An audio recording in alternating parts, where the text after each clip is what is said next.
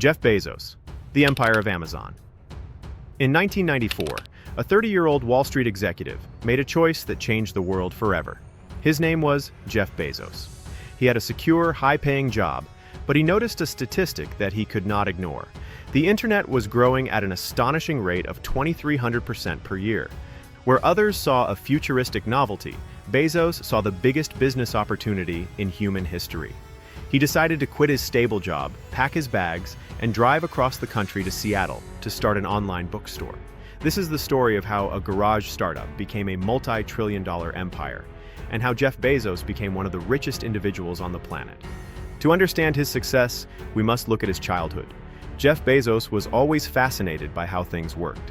As a toddler, he tried to dismantle his own crib with a screwdriver. As a teenager, he turned his parents' garage into a laboratory for science projects. He was brilliant, focused, and possessed a rare combination of technical intelligence and business ambition. He graduated from Princeton University with degrees in electrical engineering and computer science. He quickly rose through the ranks on Wall Street, becoming the youngest senior vice president at an investment firm. He had everything a person could want, but he wanted something bigger. He wanted to build. When Bezos told his boss about his idea to sell books on the internet, his boss took him for a long walk in Central Park. He told Bezos that it sounded like a great idea for someone who didn't already have a good job. But Bezos viewed the decision through a framework he called the regret minimization framework. He projected himself forward to age 80. He knew that at 80, he would never regret trying to participate in this thing called the internet. But he knew he would always regret not trying, even if he failed. With that mindset, fear of failure vanished. In July 1994, Amazon was born in the garage of a rented house in Bellevue, Washington.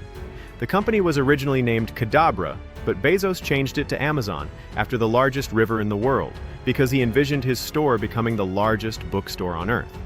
He used his parents' life savings of $300,000 as the initial investment. It was a massive risk. Bezos told his early investors that there was a 70% chance they would lose all their money, but his focus was absolute. The early days were exhausting. Bezos and his small team built the website, wrote the code, and packed books on their knees on a hard concrete floor. One day, Bezos suggested they buy knee pads to make packing easier. His employee looked at him and said they didn't need knee pads, they needed packing tables. Bezos laughed, bought the tables, and doubled their productivity. This practical, problem-solving attitude defined the company culture. Within 30 days of launching, Amazon had sold books to all 50 American states and 45 different countries. By September 1995, sales reached $20,000 a week. Amazon went public in 1997, raising $54 million. Wall Street skeptics were brutal. They called the company Amazon.bomb, predicting it would collapse under competition from giant brick-and-mortar bookstores like Barnes & Noble. They did not understand the vision. Bezos was not building a bookstore. He was building an everything store. The true genius of Jeff Bezos lies in his core philosophy, which consists of 3 pillars: extreme customer obsession, long-term thinking, and a willingness to fail. While other companies focused on their competitors, Bezos focused exclusively on the customer. He famously kept an empty chair in high-level executive meetings, telling his team that the chair belonged to the most important person in the room, the customer. He believed that if you make customers happy, everything else follows. This obsession led to continuous innovation. Amazon expanded from books to music, videos, electronics, toys, and apparel. In 2005, Bezos introduced Amazon Prime. For a fixed annual fee, customers received free 2-day shipping. Internally, executives were terrified. Shipping was expensive, and they believed Prime would bankrupt the company. But Bezos knew that eliminating shipping friction would create intense customer loyalty. He was right. Prime became the backbone of Amazon's ecosystem. Bezos also understood that to survive, a company must reinvent itself. In the early 2000s, Amazon faced a massive technical challenge. Their infrastructure could not handle their growth. To solve this, they built a highly efficient, scalable cloud computing system. Bezos realized that other businesses faced the exact same problem. Instead of keeping this technology internal, Amazon began renting out its cloud infrastructure to other companies. This service, known as Amazon Web Services, or AWS, completely revolutionized the tech industry.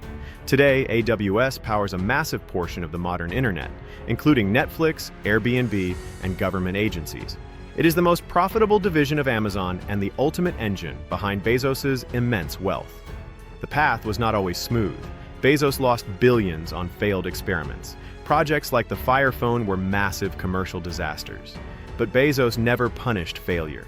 He argued that if your failures are not growing, your innovations are not big enough to move the needle. He maintained a day one mentality, believing that the moment a company thinks it has succeeded, it enters day two, which leads to stagnation, irrelevance, and decline.